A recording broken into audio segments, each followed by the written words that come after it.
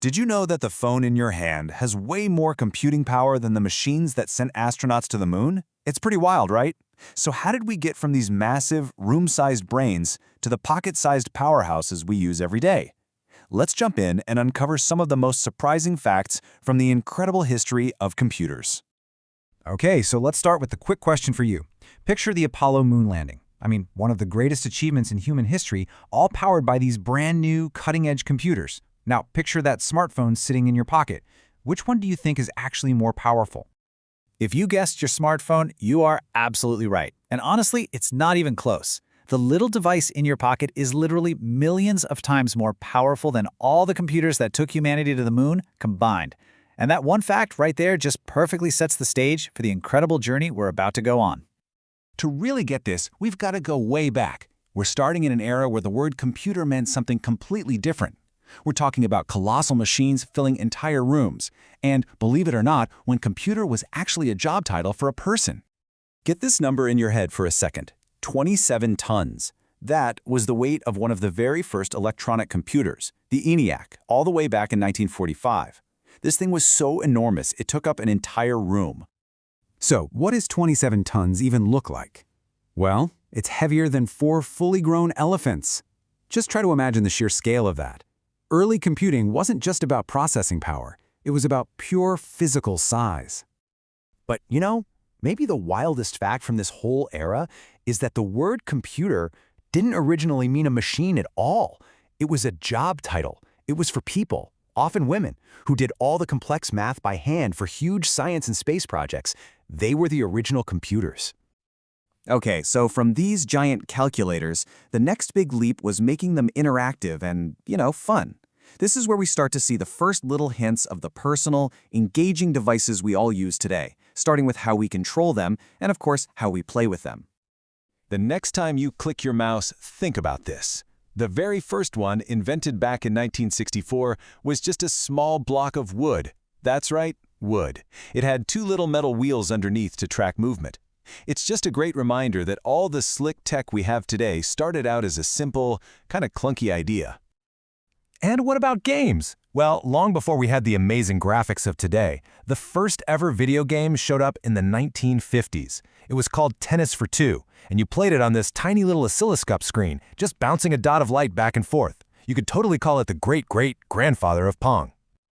But look, the physical machine, the hardware, that's only half the story, right? Now we have to talk about the software. The unseen code, the ghost in the machine. We're going to look at the basic language of computers and even meet the very first computer virus, which had a surprisingly cheeky personality. See, deep down, computers don't understand pictures or words or music. Their entire world is built on something called binary code. Every single photo you take, every song you listen to, everything on your screen is, in the end, just a massive, complicated pattern of ones and zeros. Now, when I say computer virus, you're probably thinking about something pretty nasty, right? Something dangerous? But the very first one from back in the 70s was called the Creeper, and it was actually just a harmless little experiment. It wasn't designed to steal anything or break anything. In fact, all this thing did was slowly move between computers on the network and pop this message up on the screen. That's it. It was more like a digital prank than a plague. A true ghost in the machine just saying hello. All right, so let's fast forward from those early, playful days all the way to right now. Computers have gone from being these rare, giant curiosities to being a totally essential, kind of invisible part of our everyday lives. So just how common are they? Well, there are now billions of computers on Earth. With a B, that's way more computers than there are people.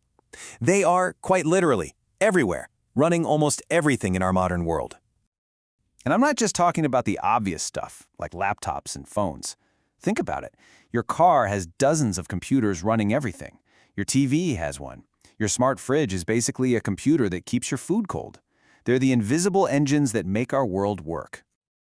Okay, here's something a lot of people mix up. The internet and the World Wide Web, they're not the same thing. The easiest way to think about it is this. The internet is like the giant global network of roads connecting all those computers. And the World Wide Web, that's all the stuff you visit on those roads, all the websites and pages. So after all that, where are we headed next? Well, the future isn't just about making computers faster or smaller anymore. Now it's about making them smarter. Welcome to the age of artificial intelligence. I mean, today, AI can do things that not long ago we thought were purely human. It can create incredible art. It can compose music. It can write stories. It can master super complex games like chess. And it can even hold conversations that feel surprisingly real. So we've seen this journey from machines that could only calculate to machines that can actually create. And that brings us to the big final question. After learning how to think and now learning how to create, what on earth will they learn how to do next?